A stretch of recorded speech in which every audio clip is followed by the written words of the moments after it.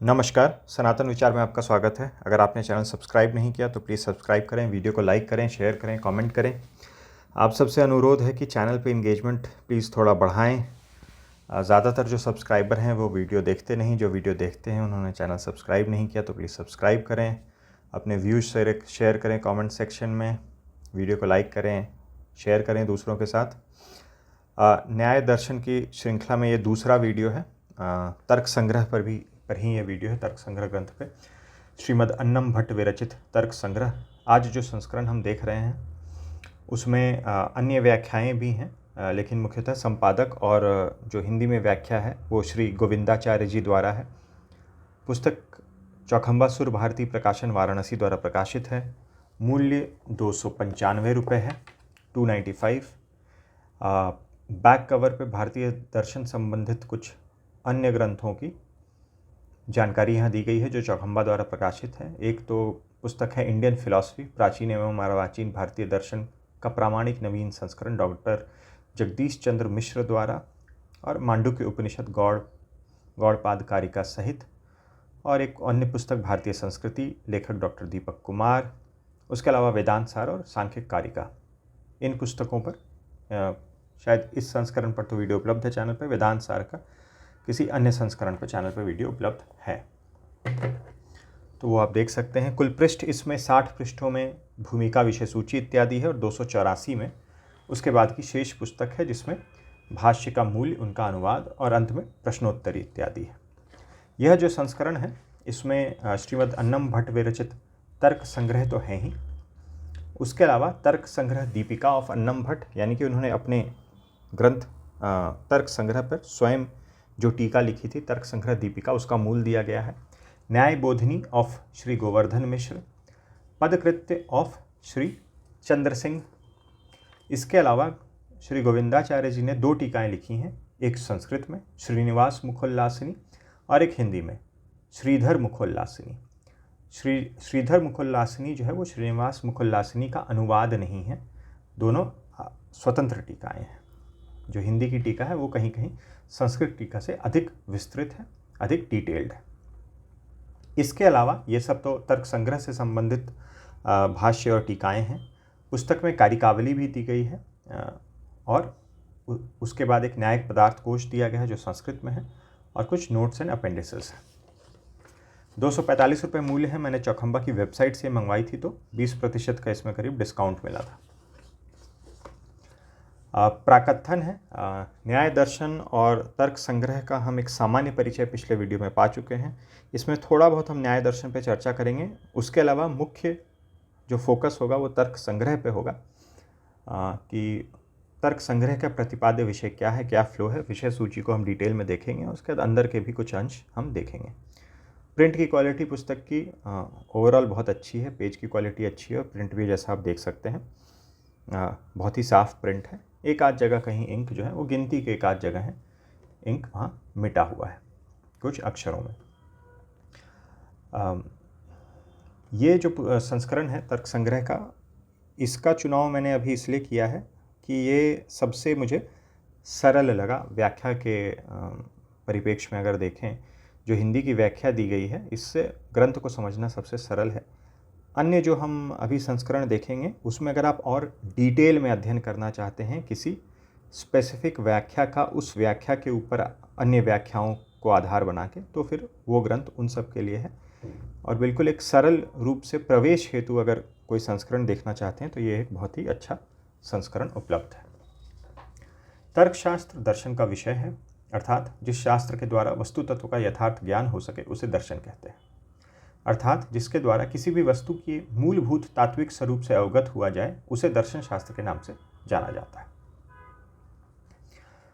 न्याय दर्शन और वैशेषिक दर्शनों में प्रमाण और प्रमेय पर विचार किया गया है। इन सभी विचारों का मुख्य लक्ष्य यही है कि सांसारिक दुखों से आत्यांतिक निवृत्ति अर्थात मोक्ष, पदार्थों के चिंतन से उनकी वास्तविकता का ज्ञान होता है, और मनुष्य भोग की अपेक्षा योग अर्थात ज्ञान से परिपूर्ण होकर अपने स्वरूप में स्थित होने का प्रयत्न करता है, जो उसे मोक्ष तक पहुंचाता है। फिर यह न्याय शास्त्र और वैशेषिक शास्त्र का समान एक परिचय दिया गया है। उक्त दर्शन को न्याय दर्शन, तर्कशास्त्र या आन्वीक्षिकी विद्या भी कहते हैं। और वैशेषिक को पदार्थ विज्ञान शास्त्र कहते हैं। यहाँ पर न्याय और वैशेषिक दर्शन में भिन्नता दर्शाई गई है। न्याय में पदार्थ का अर्थ प्रमेय से है, तो वैशेषिक में पदार्थ का तात्पर्य सत्ता से है। जो सत्तावान वस्तुएं हैं वे पदार्थ नाम से जानी जाती हैं। न्यायशास्त्र जिस तरह से प्रमाण को महत्व देता है, उसी तरह वैशेषिक शास्त्र प्रमेय को महत्व देता है। अथवा यूँ कहा जाए कि न्याय प्रमाण मूलक शास्त्र है और वैशेषिक प्रमेय मूलक। पदार्थ ही प्रमेय है और उनको ठीक से जानने का माध्यम प्रमाण है। प्रमाणों में जिसे जाना जाए वे प्रमेय कहलाते हैं। कुछ भेद होने पर भी न्याय एवं वैशेषिक सिद्धांतों में इतनी ज़्यादा घनिष्ठता दिखाई देती है कि दोनों को प्रायः न्याय वैशेषिक इस संयुक्त नाम से ही व्यवहार किया जाता है। भारतीय दर्शन में ये दोनों ही दर्शन समान तंत्र माने जाते हैं। यहाँ आप जैसा देख सकते हैं इंक हल्का सा मिटा हुआ है। न्याय दर्शन में प्रमेय पदार्थ 16 माने जाते हैं और वह 16 हैं: प्रमाण, प्रमेय, संशय, प्रयोजन, दृष्टांत, सिद्धांत, अव्यय, तर्क, निर्णय, वाद, जल्प, वितंडा, हेत्वाभाष, छल, जाति और निग्रह स्थान। जब हम न्याय सूत्रों की ओर बढ़ेंगे और न्याय सूत्र पर आधारित भाष्य देखेंगे तो ये और स्पष्ट होते जाएंगे धीरे धीरे, और उन ग्रंथों को भी आप अध्ययन करके इनका विस्तार से इनके बारे में जानकारी प्राप्त कर सकते हैं। तर्क संग्रह, जैसा पिछले वीडियो में बताया था, यह एक प्रकरण ग्रंथ है जो कि न्याय और वैशेषिक दर्शन में प्रवेश के लिए बालकों द्वारा, इसमें जो शब्द प्रयोग किया गया है ग्रंथ की जिन्होंने रचना की है श्री अन्नम भट्ट जी द्वारा, उन्होंने बालक शब्द प्रयोग किया है। बालकों द्वारा उनको समझ में आ सके न्याय और वैशेषिक, उसके परिचय के लिए इस ग्रंथ की रचना की गई है। वैशेषिक दर्शन में जैसे न्याय में 16 पदार्थ माने जाते हैं, वैसे वैशेषिक में 7 पदार्थ माने जाते हैं। वो 7 पदार्थ हैं: द्रव्य, गुण, कर्म, सामान्य, विशेष, समवाय और अभाव। तो इसमें जो पदार्थ हैं वो वैशेषिक के लिए गए हैं और उसके बाद फिर उनका प्रमाण इत्यादि वो न्याय से लिए गए हैं, और अंत में जो न्याय के 16 पदार्थ हैं उनका जो समन्वय है वो वैशेषिक के 7 पदार्थों में दिखाया गया है कि यह जो 16 पदार्थ हैं वो इन 7 पदार्थों के अंतर्गत ही आ जाते हैं। तर्क संग्रह, इसके बारे में परिचय है। जिस ग्रंथ का यह संस्करण हम अभी देख रहे हैं, तर्क संग्रह न्याय शास्त्र और वैशेषिक शास्त्र का प्रारंभिक ग्रंथ है, अथवा यूँ कहा जाए कि न्याय शास्त्र और वैशेषिक शास्त्र के दर्शनों व सिद्धांतों का मिश्रित निरूपण तर्क संग्रह में किया गया है, जिससे उक्त दोनों शास्त्रों में प्रवेश पाने में सरलता हो सके। इसके प्रणेता विद्वान अन्नम भट्ट हैं। ये दाक्षिणात्य ब्राह्मण थे। इन्होंने तर्क संग्रह, उसकी टीका तर्क संग्रह दीपिका, व्याकरण में महाभाष्य, प्रदीपोद्योतन तथा अष्टाध्यायी मिताक्षरा एवं वेदांत में ब्रह्मसूत्र व्याख्या आदि ग्रंथ लिखे हैं। इन्होंने तर्क संग्रह में प्रमाणों के विषय में न्याय दर्शन का और प्रमेयों के विषय में वैशेषिक दर्शन का अनुसरण किया है। जैसा हमने यहाँ देखा था, जो पदार्थ हैं वही प्रमेय हैं और जो प्रमेय हैं वहाँ वैशेषिक में 7 है। तो प्रमेय में वैशेषिक दर्शन का अनुसरण किया है और प्रमाण में न्याय दर्शन का। अतः तर्क संग्रह को उभय शास्त्र का प्रवेश ग्रंथ माना जाता है, यानी कि दोनों शास्त्रों का प्रवेश ग्रंथ है तर्क संग्रह। कुछ अन्य भी हम संस्करण देखेंगे जहाँ पे 4 कैटेगरीज में प्रकरण ग्रंथों को डिवाइड किया गया है, तो वहाँ से और जानकारी प्राप्त होगी तर्क संग्रह, तर्क भाषा, अन्य जो हम प्रकरण ग्रंथ देखेंगे उनके बारे में। तो कई प्रकरण ग्रंथ हम न्याय दर्शन की इस श्रृंखला में न्याय दर्शन के साथ कवर कर रहे हैं, और कुछ जिनका झुकाव वैशेषिक की ओर अधिक है वो हम वैशेषिक के साथ कवर करेंगे। एक आध ऐसे हैं जिनमें कुछ ग्रंथ कि जिन लोगों ने रचना की उनका मानना है कि ये वैशेषिक की ओर है, कुछ का मानना है कि ये न्याय की ओर है, कि न्याय के लिए भी ये ग्रंथ उपयुक्त है। वैसे भी संस्करण हम देखेंगे। यद्यपि तर्क संग्रह सूत्र रूप में नहीं है, किंतु जिस तरह से यह बनाया गया है वह सूत्रात्मक ही लगता है। अब तर्क संग्रह के प्रतिपाद्य विषय यहाँ समराइज करके दिए हैं। इसका एक ये हम विषय सूची में ही देखेंगे, वहाँ से थोड़ा समय भी बचेगा और उसको हमें कवर करना ही है, विषय सूची को ग्रंथ का एक विस्तृत परिचय देने के लिए, तो ये वहीं कवर हो जाएगा। तर्क संग्रह की व्याख्याओं के बारे में यहाँ सूची एक दी गई है। स्वयं अन्नम भट्ट जी की तर्क संग्रह दीपिका, श्री मेरू शास्त्री गोडबोले जी की व्याख्यावृत्ति निरुक्ति, पट्टाभिराम जी की टिप्पणी, श्री गोवर्धन मिश्र जी की न्यायबोधनी जो इसमें दी गई है, श्री रामरुद्र भट्ट की रामरुद्री, श्री राय नरसिंह शास्त्री जी की नृसिंह प्रकाशिका, श्री नीलकंठ भट्ट जी की नीलकंठ प्रकाशिका, श्री चंद्र सिंह जी की का पदकृत जो इसमें दिया गया है, न्यायबोधनी भी इसमें दी गई है, श्री के.एस. वरदराचार्य जी की आलोक, श्री वीर राघवाचार्य जी की सुख प्रवेशनी, श्री नृसिंह देव शास्त्री जी की बालबोधनी, अज्ञातकृत सरला, श्री बंगीपुरम रामानुजाचार्य जी की बालप्रिया, श्री गुरुप्रसाद शास्त्री जी की बाल मनोरमा एवं परीक्षा, श्री कृष्ण धुरजटी जी की सिद्धांत चंद्रोदय, अज्ञातकृत प्रतिबिंब, श्री गोवर्धन पीठाधिपति श्री रंगेश देशिकाचार्य स्वामी जी महाराज की लघु बोधनी, श्री ढूंढीराज शास्त्री जी की विरला आदि। इनके अतिरिक्त और भी अनेक टीकाएं हैं। इसमें विशेषकर दक्षिण भारत के दार्शनिक विद्वान उभय वेदांताचार्य पूज्यपाद श्री के.एस. वरदराचार्य जी महाराज ने इस पर आलोक नाम की अद्भुत व्याख्या लिखी है, जिसका अभी उत्तर भारत में प्रचार नहीं हो पाया। ये जहाँ इन्होंने विषय का निरूपण किया है वहाँ यह टिप्पणी लिखी है। आज अनेक व्याख्याएं उपलब्ध हैं, जिनमें तर्क संग्रह दीपिका, न्याय बोधनी, पदकृत्य, सरला, सुख प्रवेशनी आदि प्रसिद्ध है। जिसमें इस संस्करण में तर्क संग्रह दीपिका, न्याय बोधनी और पदकृत्य दी गई है। यहाँ पर तीनों जो व्याख्याएं हैं उनका परिचय दिया गया है अलग से। तर्क संग्रह पर स्वयं ग्रंथकार ने व्याख्या लिखी है, उसका नाम तर्क संग्रह दीपिका है। यह केवल दीपिका नाम से भी प्रसिद्ध है।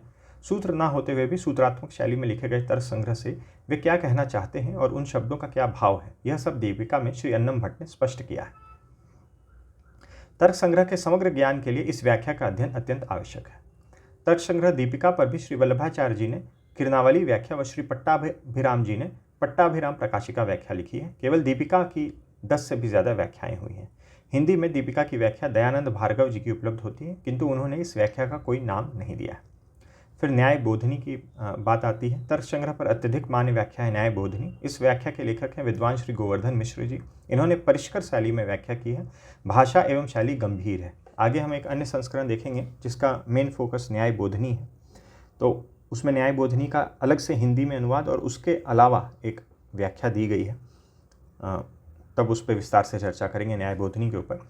भाषा में गांधीर्य को देखकर इसके सरल बनाने के लिए काशी के विद्वान श्री केदारनाथ त्रिपाठी जी ने संस्कृत कला नाम से इस व्याख्या की भी व्याख्या लिखी है। संभवतः हम यह संस्करण भी देखेंगे। नव्य न्याय विषय में प्रवेश के लिए न्याय बोधनी व्याख्या बहुत ही उपयोगी है। इसमें नव्य न्याय के बहुत सारे जो टर्म्स हैं उनका प्रयोग किया गया है। पदकृत्य पर चंद्रज सिंह या चंद्र सिंह नामक विद्वान ने पदकृत्य नाम से व्याख्या लिखी है। पदार्थों के निरूपण में पठित पदों का क्या प्रयोजन है और उनके अभाव में क्या क्या दोष आ सकते हैं, इस विषय में चर्चा की गई है। यद्यपि यह लघु व्याख्या है, फिर भी पदों के प्रयोजनों को भलीभांति समझाया गया है। यह व्याख्या सबसे ज़्यादा पढ़ी जाती है। बाल बुद्धि में तर्क संग्रह का सम्यक ग्रहण कराने में इसकी सिद्ध उपयोगिता देखकर ही विभिन्न विश्वविद्यालयों में यह व्याख्या पाठ्यक्रम में निर्धारित है। पदकृत्य पर आचार्य श्री शेषराज शर्मा रेग्मी जी की सुंदर व्याख्या हिंदी में उपलब्ध है। यह संस्करण भी हम देखेंगे। उसके बाद आती है श्रीनिवास मुकुलनाशनी और श्रीधर मुकुलनाशनी, जो स्वयं श्री गोविंदाचार्य जी की व्याख्या है। तो उन्होंने अपनी व्याख्या का परिचय दिया है और दोनों ही व्याख्या जो है उनके जो गुरु हैं उनके नाम से है।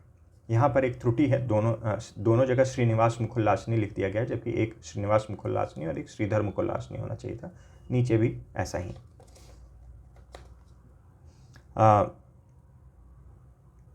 नाम इसे लिखा गया है। ये मेरे पूज्य गुरुवर वैकुंठवासी उभय वेदांताचार्य अनंत श्री विभूषित श्रीनिवास मुक्ति नारायण रामानुज जी श्री श्रीधराचार्य षडाचार्य को पढ़ाने की बड़ी रुचि थी, तो इन्हीं के नाम में श्रीनिवास भी इनका नाम है और श्रीधराचार्य नाम से भी जाने जाते थे। तो एक हिंदी व्याख्या, दोनों ही व्याख्या इनके नाम से। तर्क संग्रह का प्रस्तुत संस्करण 5 व्याख्याओं का समावेश है जो हम देख चुके हैं। तर्क संग्रह दीपिका, न्याय बोधनी, पदकृत, श्रीनिवास मुकुलनाशनी और श्रीधर मुकुलनाशनी। और परिशिष्ट के रूप में न्याय पदार्थ कोश, लघु उत्तरीय प्रश्न एवं उनके उत्तर के साथ साथ कारिकावली अर्थ सहित दी गई है। इसमें कारिकावली भी दी गई है, जो कि बिल्कुल एक अलग ग्रंथ है, संबंधित ही ग्रंथ है विषय से, लेकिन अलग ग्रंथ है। वो अभी हम जब उस सेक्शन में पहुँचेंगे तो उसके बारे में चर्चा करेंगे। फिर उन्होंने नवीन अध्यापकों से निवेदन किया कि किस प्रकार से तर्क संग्रह को पढ़ाना चाहिए छात्रों को, और छात्रों से भी किस प्रकार से पढ़ना चाहिए। तो लघु सिद्धांत कौमुदी एक व्याकरण का प्रारंभिक ग्रंथ है, वो पढ़ लेना चाहिए और तर्क संग्रह पढ़ लेना चाहिए, और इसके साथ साथ कारिकावली का भी पारायण करते रहना चाहिए और उसको भी याद कर लेना चाहिए। और उसके बाद आगे न्याय सिद्धांत मुक्तावली, जो कि कारिकावली पर व्याख्या है रचनाकार द्वारा ही, उसका अध्ययन करना चाहिए। फिर उन्होंने अपना यहाँ विस्तार से परिचय दिया है श्री गोविंदाचार्य जी ने, और आभार निवेदन है। तर्क संग्रह की विषय सूची देखते हैं तो इस पुस्तक में तर्क संग्रह का मूल पाठ दिया गया है। केवल 8 पृष्ठों में मूल पाठ है, यानी कि तर्क संग्रह जो ग्रंथ है वो 8 पृष्ठों में उसका मूल संस्कृत कवर हो जाता है। फिर मंगलाचरण दिया गया है, फिर विभिन्न प्रकरण प्रारंभ होते हैं। उद्देश्य प्रकरण में पदार्थ विभाग, द्रव्य विभाग, गुण, कर्म, सामान्य, विशेष, समवाय, जो 7 वैशेषिक के पदार्थ हैं उनके बारे में जानकारी दी गई है। पदार्थ कौन कौन 7 हैं? द्रव्य, गुण, कर्म, सामान्य, विशेष, समवाय और अभाव, ये 7वां पदार्थ है। उसका लक्षण प्रकरण है, उसके अंतर्गत जो द्रव्य हैं 9 प्रकार के, उनके बारे में जानकारी दी गई है। पृथ्वी, जल, तेज, वायु, आकाश, काल, दिशा, आत्मा और मन, इन 9 द्रव्यों के बारे में जानकारी दी गई है। फिर गुण निरूपण, तो 24 गुण हैं, तो इसके अंतर्गत रस, गंध, स्पर्श। फिर पाकज अपाकज निरूपण किया गया है कि पृथ्वी में जो है यह गुण रूप, रस, गंध, स्पर्श जो है वो पाकज रूप में, यानी कि तेज से संपर्क आने पर ये गुण जो है वो उद्भूत होते हैं, और अन्यों में अपाकज रूप में रहते हैं। फिर संख्या निरूपण, यह भी एक गुण है। संख्या, परिमाण, पृथकत्व, संयोग, विभाग, परात्व, अपरत्व, गुरुत्व, द्रवत्व, स्नेह, शब्द, बुद्धि। फिर आगे का जो अंश है वो बुद्धि के अंतर्गत ही आ जाता है। स्मृति रूप, अनुभव रूप, यथार्थ, यथार्थ, अयथार्थ निरूपण, यथार्थ अनुभव, अयथार्थ अनुभव। फिर करण क्या है, कारण क्या है, कार्य क्या है, कारण के भेद क्या है, समवायी कारण क्या है, असमवायी कारण क्या है, निमित्त कारण क्या है, इत्यादि। यहाँ पर जब हम देखते हैं तो जो फिज़िक्स के कॉन्सेप्ट हैं बहुत ही बेसिक, मैं ये नहीं कह रहा हूँ कि इसमें फार्मूला लिखे हुए हैं, यहीं से चीज़ें आई हैं, लेकिन जब आप गुरुत्व भी पढ़ते हैं तो उसमें जिस प्रकार से डिफाइन किया गया है कि किसी भी वस्तु के प्रथम गिरने का कारण उसका गुरुत्व होता है, जो एक तरह से उसका वजन है, और उसके बाद वेग की वजह से वह और नीचे गिरता जाता है। वेग जो है वो अगले वेग को उत्पन्न करता है। तो बेसिकली वो एक्सेलरेशन हो गया और मास हो गया, तो जो कि अभी आपका बेसिक फार्मूला होता है। उसी प्रकार से स्नेह है, द्रवत्व है, कि कोई भी चीज़ क्यों बहती है। फिर इनर्शिया कह सकते हैं, या एग्जैक्टली इनर्शिया नहीं तो इलास्टिसिटी का जो कॉन्सेप्ट है, वो सब काफ़ी चीज़ों का बेसिक जो एक आइडिएशन जिसको आप कह सकते हैं, विचार कह सकते हैं, वो सब आपको यहाँ प्राप्त हो जाते हैं। फिर प्रत्यक्ष परिच्छेद आता है। प्रत्यक्ष ज्ञानस्य प्रत्यक्षामेव करणम, यहाँ प्रत्यक्ष क्या है, ये सब बुद्धि के अंतर्गत ही एक तरह से समझ सकते हैं। प्रत्यक्ष का लक्षण किस प्रकार का होता है, सन्निकर्ष क्या है, जो इंद्रिय का विषय के साथ सन्निकर्ष होता है वो किस किस प्रकार के होते हैं, तो 5 प्रकार का सन्निकर्ष बताया गया है। संयुक्त समवाय सन्निकर्ष, संयुक्त संवेद समवाय सन्निकर्ष, समवाय सन्निकर्ष, संवेद समवाय सन्निकर्ष और विशेषा विशेष्य भाव सन्निकर्ष। तो पहले ही आप ये पढ़ लेते हैं संयुक्त समवाय सन्निकर्ष। तो समवाय क्या है, समवाय संबंध क्या है, ये समवायी कारण जैसे लिखा हुआ है, समवाय संबंध भी बताया जाता है। जैसे गुण गुण के बीच में जो संबंध है वह संवेद, फिर समवाय, फिर संवेद समवाय सन्निकर्ष और विशेषण विशेष्या भाव सन्निकर्ष। ये अभाव के प्रत्यक्ष में इसका इस प्रकार के सन्निकर्ष का प्रयोग होता है। फिर जो पदार्थ है, द्रव्य है, उसको देखने के लिए समवाय सन्निकर्ष, फिर उसमें जो गुण है उसके लिए संयुक्त समवाय, और उसमें जो गुणत्व है उसके लिए संयुक्त संवेद समवाय। इसी प्रकार से शब्द है, उस समवाय सन्निकर्ष से उसका प्रत्यक्ष होता है। ये सब जब आप डिटेल में व्याख्या पढ़ेंगे तो समझ आ जाएगा। प्रत्यक्ष प्रमाण उपसंहार, अनुमान के क्या लक्षण हैं, अनुमिति क्या होती है, अनुमिति से अनुमान जो है किस प्रकार से अनुमान प्रमाण जो है उसका वो आता है। परामर्श क्या है, व्याप्ति का क्या लक्षण होता है, पक्ष धर्म क्या होता है, स्वार्थ अनुमान क्या है, परार्थ अनुमान क्या है, अपने लिए अनुमान, दूसरों के लिए अनुमान। 5 जो अव्यय वाक्य होते हैं जो बहुत महत्वपूर्ण है न्याय दर्शन में, वह कौन कौन से हैं। लिंग परामर्श क्या होता है, अन्वय व्यतिरेक लक्षण क्या होता है, केवल अन्वयी क्या होता है, केवल व्यतिरेकी क्या होता है, पक्ष पक्ष विपक्ष क्या होता है, हेत्वाभास क्या होता है, हेतु हुआ कारण, तो जो कारण की तरफ प्रतीत होता है मगर एक्चुअली वो कारण नहीं है। तो 5 प्रकार के हेत्वाभास होते हैं, और उन 5 में फिर किसी किसी की सब कैटेगरीज होती है। तो अनेकांतिक हेत्वाभास क्या है, असाधारण हेत्वाभास, साधारण हेत्वाभास सब इसके अंतर्गत आ जाते हैं। विरुद्ध हेत्वाभास क्या है, सत प्रतिपक्ष हेत्वाभास क्या है, असिद्ध हेत्वाभास क्या है, फिर उसके 3 प्रकार आ जाते हैं। आश्रयासिद्ध हेत्वाभास, स्वरूपासिद्ध हेत्वाभास, व्यापवत्वासिद्ध हेत्वाभास, बाधित हेत्वाभास क्या है, ये 5वां प्रकार का हेत्वाभास है। फिर उपमान है, ये संक्षिप्त है, परिच्छेदीय उपमान निरूपण। शब्द है, शब्द फिर विस्तृत है, शब्द निरूपण। जो न्याय में 4 प्रकार के प्रमाण माने जाते हैं, प्रत्यक्ष, अनुमान, उपमान और शब्द, तो वही चारों का यहाँ निरूपण किया गया है। शब्द निरूपणम, वाक्यार्थ ज्ञान क्या है, उसका सहकारी कारण क्या होता है। फिर अवशिष्ट परिच्छेद है, अवशिष्ट गुण जो है उनका निरूपण किया गया है। भाव क्या है, स्मृति, सुख क्या है, दुख क्या है, इच्छा द्वेष प्रयत्न का निरूपण किया गया है। ईश्वर और जीव में इच्छा द्वेष और प्रयत्न किस प्रकार से भिन्न होते हैं। धर्म क्या है, अधर्म क्या है, बुद्धि के विशेष गुण क्या हैं, संस्कार का निरूपण किया गया है। संस्कार के अंतर्गत ही फिर कर्म, संस्कार के अंतर्गत ही फिर स्थिति स्थापक इत्यादि आ जाते हैं। कर्म निरूपण क्या है, सामान्य निरूपण क्या है, विशेष निरूपण क्या है, सामान्य क्या है, विशेष क्या है, कर्म क्या है, समवाय क्या है और अभाव क्या है। इसके साथ मूल जो ग्रंथ है वो अपनी व्याख्या के साथ पृष्ठ संख्या 204 पे समाप्त होती है। फिर कारिकावली है, फिर न्याय पदार्थ कोश है, लघु शॉर्ट क्वेश्चन आंसर है, फिर एक मल्टीपल चॉइस क्वेश्चन आंसर का सेट है, उसमें आंसर्स भी दिए गए हैं अंत में। वस्तुनिष्ठ प्रश्नानाम उत्तरमाला। यहाँ से मूल ग्रंथ प्रारंभ हो रहा है। तर्क संग्रह का पहले मूल पाठ दे दिया गया है, बोल्ड फॉन्ट में है, केवल संस्कृत में दिए गए हैं तर्क संग्रह समस्त ग्रंथ जो है। तो मूल ग्रंथ जो है वो बस इतना ही बड़ा है, तर्क संग्रह। यहाँ से फिर ग्रंथ अनुवाद सहित प्रारंभ हो रहा है। तर्क संग्रह, उसका हिंदी में अनुवाद दिया गया है। फिर तर्क संग्रह दीपिका दी गई है हेडिंग के साथ, मूल संस्कृत दिया गया है। फिर न्याय बोधिनी दी गई है, फिर पदकृत दिया गया है संस्कृत में। फिर श्रीनिवास मुखोल्लासिनी है, और श्रीनिवास मुखोल्लासिनी के पश्चात ये चूँकि प्रथम है तो इसमें विस्तृत एक इंट्रोडक्शन दिया हुआ है। फिर श्रीधर मुखोल्लासिनी है जो हिंदी की व्याख्या है।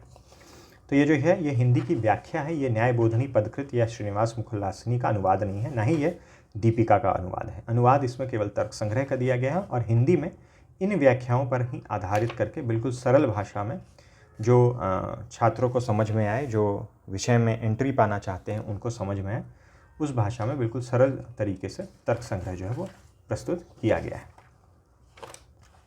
प्रिंट की क्वालिटी जैसा मैंने पहले बताया अच्छी है। कुछ अंश मैं पढ़ के सुना दूं जिससे ग्रंथ के फ्लो का आपको आइडिया लग जाए। ऐसे विषय सूची तो हमने देख ही ली है विस्तार से। अब जैसे ये आकाश निरूपण है संख्या 65 पे, यहाँ पे लिखा गया है, यहाँ तक नित्य और अनित्य उभय रूप में रहने वाले द्रव्य पृथ्वी, जल, तेज और वायु का निरूपण किया गया। अब आगे जो केवल नित्य द्रव्य में ही होते हैं, जैसे आकाश, काल, दिक्, आत्मा और मन का निरूपण किया जा रहा है। तो द्रव्य में जो नित्य और अनित्य दोनों प्रकार से रहते हैं, पृथ्वी, जल, तेज और वायु का निरूपण किया गया है। और जो केवल नित्य द्रव्य ही होते हैं, जैसे आकाश, काल, दिक्, आत्मा और मन को इसमें नित्य माना गया है। और पृथ्वी, जल, तेज, वायु नित्य भी है और अनित्य भी। नित्य किस प्रकार से है, इनके जो परमाणु हैं, क्योंकि ध्यान रखें कि न्याय वैशेषिक समान तंत्र के रूप में तर्क संग्रह में अप्रोच है। तो वैशेषिक के अनुसार पृथ्वी के परमाणु, जल, तेज और वायु के परमाणु जो हैं वो नित्य हैं, और जो कार्य रूप में हम पृथ्वी, जल, तेज, वायु को देखते हैं, स्पर्श करते हैं, वह जो है वो अनित्य रूप हो गया। तो वो नित्य और अनित्य दोनों हैं, और बाकी के जो द्रव्य हैं, आकाश, काल, दिक्, आत्मा और मन, वो केवल नित्य है। तो द्रव्य निरूपण के ही अंतर्गत ये आ गया है।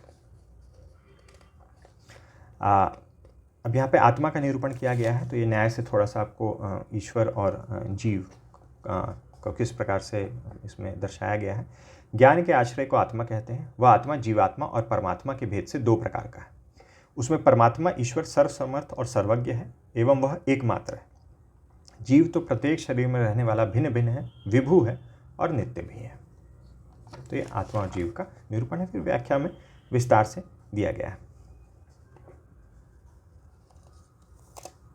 यहाँ फिर वही नित्य अनित्य जिसके बारे में हम अभी चर्चा कर चुके हैं। रूप, रस, गंध और स्पर्श नामक गुण जलादि परमाणु में नित्य होते हैं, और अनित्य जलादि और पृथ्वी मात्र में अनित्य होते हैं। यह बात आगे स्पष्ट कर रहे हैं। यानी कि जो नित्य द्रव्य हैं उनके गुण भी नित्य हो गए, और जो अनित्य है उनके गुण भी अनित्य हो गए।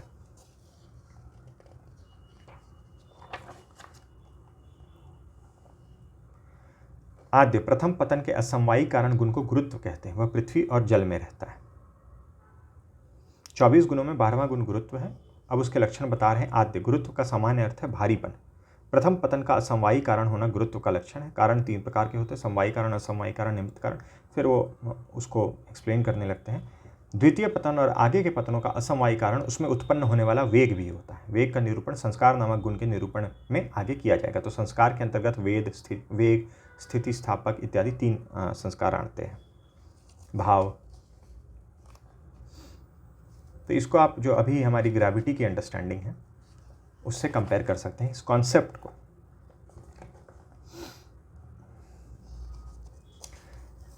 यहाँ पर जैसे व्याख्या के अलावा एक विशेष ध्यातव्य दिया गया है कि अब आगे अध्ययन करने के लिए कुछ आवश्यक विषय समझना आवश्यक है। तो उन विषयों को एक साथ संकलित करके हिंदी में अच्छे से एक्सप्लेन कर दिया गया है, ताकि आगे जब कोई भी यहाँ पर शब्द का प्रयोग किया गया है हर स्थान पर। छात्रगण पहले इस विषय को हृदयंगम कर लें। तो ये अंश पढ़ लें, उसके बाद फिर आगे का पढ़ेंगे तो समझने में आसानी होगी। यहाँ कुछ पाठभेद से संबंधित चर्चा की गई है। फुटनोट्स इत्यादि में मूल का पाठभेद कहीं नहीं दिखाया गया है, व्याख्या के अंतर्गत ही यहाँ पर एक स्थान पर चर्चा है। बहुत सी पुस्तकों में मूल में ही व्यापारवद इतना पद और जोड़ा गया है। न्यायबोधनिकार के अनुसार भी व्यापारवद यह पहले से ही है ऐसा सूचित होता है, किंतु पदकृत्यकार ने व्यापार वदित्यपि देयम यह कहकर उक्त पद जोड़ देना चाहिए था ऐसा कहते हैं। इससे सूचित होता है कि मूल में व्यापारवत यह पद नहीं था, वास्तव में उक्त पद देना ही चाहिए। अब इसके बाद कारण का लक्षण बनेगा। इस प्रकार से पाठभेद का यहाँ पर कुछ चर्चा किया है।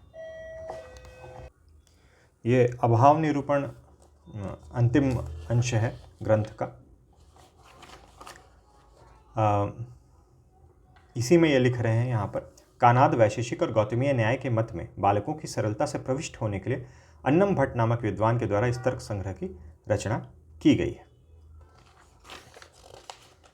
यहाँ पर श्रीमद अन्नम भट्टोपाध्याय विरचित तर्क संग्रह दीपिका समाप्त है। इसी प्रकार से न्यायबोधनी और पदकृत की पुष्पिका में भी ग्रंथ की समाप्ति का उल्लेख कर दिया गया है। ग्रंथ यहाँ समाप्त हो जाता है। उसके बाद ये एक परिशिष्ट रूप अंश दिया गया है, हालांकि इसकी अलग से हेडिंग नहीं दी गई, ना ही अलग पृष्ठ पे प्रारंभ हो रहा है। साधर्म और वैधर्म का निरूपण और द्रव्यों में साधर्म का निरूपण। यहाँ पर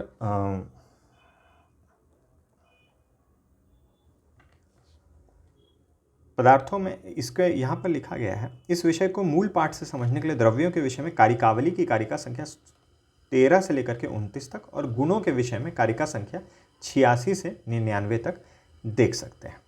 तो ये कारिकावली पर ही आधारित है। आगे कारिकावली का मूल और उसका अनुवाद भी दिया गया है। इसके अध्ययन से तो ये स्पष्ट विदित हो जाता है कि कारिकावली पर ही आधारित है। तो इसमें द्रव्य और फिर गुण पे चर्चा की गई है। साधर्म वैधर्म प्रकरण जो है वो यहाँ समाप्त हो जाता है। ये कारिकावली है। कारिकावली जो है वो श्री विश्वनाथ पंचानन भट्टाचार्य विरचित है और यह जो है इसके ऊपर भी एक भाष्य है उनका स्वयं रचित न्याय सिद्धांत मुक्तावली। यह ग्रंथ भी हम देखेंगे। कारिकावली का ही नाम भाषा परिच्छेद भी है। भाषा परिच्छेद के नाम से भी ग्रंथ आता है। कुछ विद्वान जो हैं इसको वैशेषिक की ओर ज़्यादा वैशेषिक से ज़्यादा संबद्ध मानते हैं, क्योंकि जिस प्रकार से 7 पदार्थों को लेकर निरूपण तर्क संग्रह में किया गया है उसी आधार पर इसको आगे बढ़ाया गया है कारिकावली में भी। लेकिन हम अभी भाषा न्याय के साथ ही इसको देख लेंगे, क्योंकि तर्क संग्रह से मिलता जुलता ही इसका विषय है। तो ये कारिकावली है जिसका कि मूल दिया गया है और उसके नीचे हिंदी में अनुवाद दे दिया गया है कारिकावली का। कोई किसी प्रकार का भाष्य या व्याख्या नहीं है, केवल अनुवाद कारिकावली का यहाँ दिया गया है। तो 304 पे जो है तर्क संग्रह समाप्त हो जा रही है और फिर 334 पे कारिकावली समाप्त हो रही है। कारिकावली में अधिक विस्तार से इसमें नहीं कवर कर रहा हूँ, इसमें चर्चा नहीं कर रहा हूँ। बस जानकारी के लिए बता दिया कि इस संस्करण में परिशिष्ट रूप में कारिकावली मूल और उसका हिंदी अनुवाद दे दिया गया है, क्योंकि भाषा परिच्छेद अथवा कारिकावली एक ही ग्रंथ का नाम है दोनों। उस पर हम विस्तार से भाष्यों के साथ कम से कम 2-3 वीडियो पर तो चर्चा करेंगे। तो उसमें हम डिटेल में कि इसमें किस प्रकार से किस विषय का प्रतिपादन किया गया है, संबंधित विषय ही है, बट उस समय हम उस पर विस्तार से चर्चा करेंगे। इसमें द्रव्य और गुण से संबंधित क्या लिखा गया है उस पर चर्चा नहीं कर रहा हूँ। फिर यहाँ परिशिष्ट में एक संक्षिप्त न्याय पदार्थ कोश दिया गया है, जो कि संस्कृत में ही है। एक तरह से ग्लॉसरी आप कह सकते हैं दी गई है। छोटी सी ही है, 335 से प्रारंभ हो रही है और आपके 341 पे समाप्त हो जा रही है। फिर शॉर्ट क्वेश्चंस एंड आंसर्स हैं संस्कृत में ही। छात्रों के लिए उपयोगी है, जिनको संस्कृत आती है उनको भी ग्रंथ को शॉर्ट में समझना हो, रिवाइज करना हो, उसके लिए उपयोगी है। ये मल्टीपल चॉइस क्वेश्चंस हैं, कई सारे क्वेश्चन दिए गए हैं 333 और उनकी उत्तरमाला भी यहाँ दी गई है। तो ये थी कुछ जानकारी चौखंबा सुर भारती प्रकाशन द्वारा प्रकाशित श्रीमद अन्नम भट्ट विरचित तर्क संग्रह के गोविंदाचार्य द्वारा संपादित और उनकी व्याख्या के साथ पुस्तक के बारे में। वीडियो देखने के लिए बहुत बहुत धन्यवाद। मिलते हैं अगले वीडियो में।